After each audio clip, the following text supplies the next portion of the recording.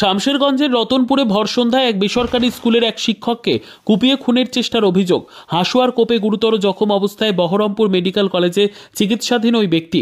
বৃহস্পতিবার সন্ধ্যা নাগাদ ঘটনায় ব্যাপক শোরগোলের সৃষ্টি হয় মুর্শিদাবাদের শামশেরগঞ্জ থানার রতনপুর এলাকায়। জখম ব্যক্তির নাম শফিকুল ইসলাম। খবর পেয়ে ঘটনাস্থলে পৌঁছয় শামশেরগঞ্জ থানার পুলিশ। কে বা কারা ওই ব্যক্তিকে আকস্মিক আক্রমণ করেছে তা এখনও স্পষ্ট নয়। পরিবারের লোকজনের অভিযোগ, বাড়ি থেকে বেরিয়ে নামাজ পড়ার উদ্দেশ্যে মসজিদের দিকে যাচ্ছিলেন শফিকুল ইসলাম নামের ওই শিক্ষক।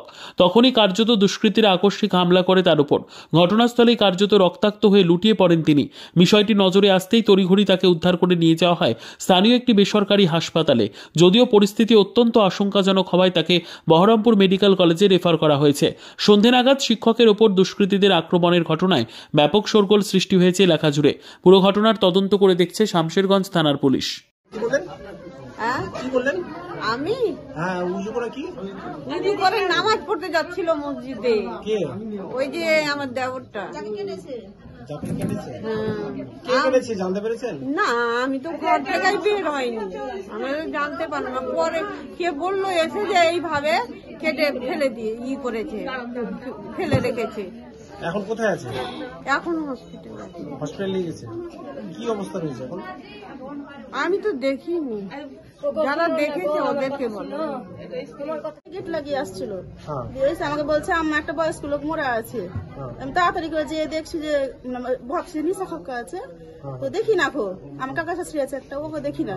তো আমার পাশের বাড়ি থেকে কাকা শ্বশুর গেল, যে মুখটাকে তুলে দেখছে, বলছে আমাদের তো শফিকুল আছে। তখন সেই অবস্থায় বুঝতে পারি না যে তুলবো না দেখবো, তাড়াতাড়ি জল নিয়ে আসে, জল দিতে পারি না। পাশের বাড়ি তোমার বাড়ি থেকে ডাকছে দেওরকে, দেওরকে যে ডাকছি যে নাসুর এসে না, যে মহিলা বসে না, যে কাকাকে কেটে দিয়েছে। এখান থেকে বলে গেল, কাকা শ্বশুরা গেল,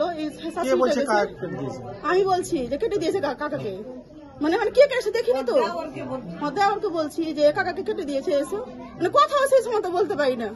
দেখছি যে এগুলাতে রক্ত, পুরো শরীরে রক্ত, এইটা কাটা আছে। সঠিকভাবে বুঝতে পারি না কোন জায়গাটা কেটেছে, এখান থেকে আছে, এখান থেকে কেটে রেখেছে। কি মনে হচ্ছে যে কেউ হাসা দিয়ে মেরেছিল?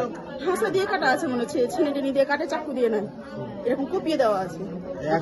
একবার মারেছে না দু তিনবার আছে মনে হচ্ছে, দু তিনবার আছে। মানে আমি নেড়ে দেখিনি, যেহেতু ভয় লাগছে একটু রক্ত দেখে, এরকম ভাবে দেখেছি। বয়স কিরকম হবে? বয়স হবে 48-50 হবে এরকম। নাম কি? নাম শফিকুল। এটা কোন জায়গা? এটা রতনপুর বাগানবাড়ি। কোথায় যাচ্ছিল? রাস্তা দিয়ে নামাজ পড়তে যাচ্ছিল, উঁচু করে বাড়ি থেকে নামাজ পড়তে যাচ্ছিল। মসজিদ যেতে পারিনি, নামাজই পড়তে পারিনি।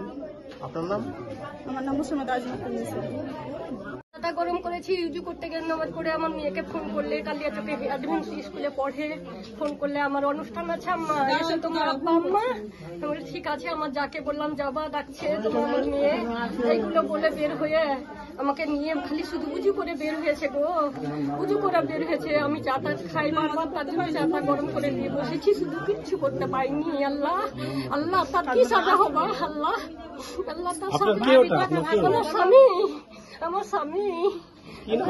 আপনার স্বামীর নাম কি? শফিউল আলম। বয়স কিরকম হবে? বয়স হবে হয়তো 50-এর ওপর দাদা, ওই রকমই হবে। 55। আপনার নাম কি? আমার নাম মহিদা। কে মেরেছে মনে হচ্ছে? আমার সন্দেহ হয়ে গেছে, যখন বলেছে গুলি দিয়েছে, নামটা আমি এখন বলতে পারবো না, আমার সন্দেহ হয়ে গেছে। তখন আমি অ্যাক্সিডেন্ট ভেবেছি, যখন গুলি করেছে বলেছি, তখন আমি তাকে স্মরণ করে এনেছি।